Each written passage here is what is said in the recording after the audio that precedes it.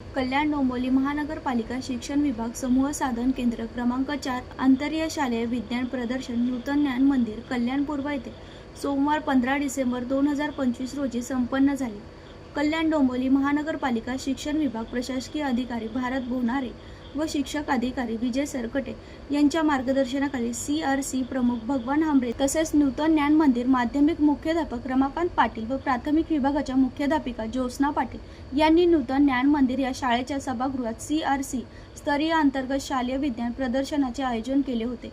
या प्रसंगी प्रमुख पाहुणे विद्या मंदिराची माजी प्रभारी मुख्याध्यापिका ललिता मोरे मॅडम आणि CR वालधुनीचे केंद्र प्रमुख सुभाष गंभीरे सर यांना आमंत्रित केले होते।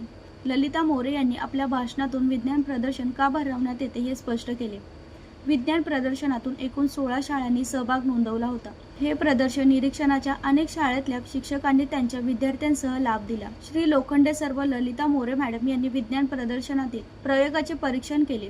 नूतन ज्ञान मंदिराच्या श्रीमती सावंत मॅडम यांच्या मार्गदर्शनाखाली सई जाधव आणि पलक तळले यांनी संरक्षण वाहतुकीचे मॉडेल तयार केले, त्यास प्रथम क्रमांक मिळाला। त्यानंतर गणेश विद्या मंदिर शाळेचे श्री रघुनाथ कोळी यांनी श्रीमती रुपाली पाटील यांच्या मार्गदर्शनाखाली अनंत कालेकर आणि सोहम खंदारे यांनी पाण्याचे व्यवस्थापन असा प्रकल्प तयार केला होता, त्यास द्वितीय क्रमांक प्राप्त झाला।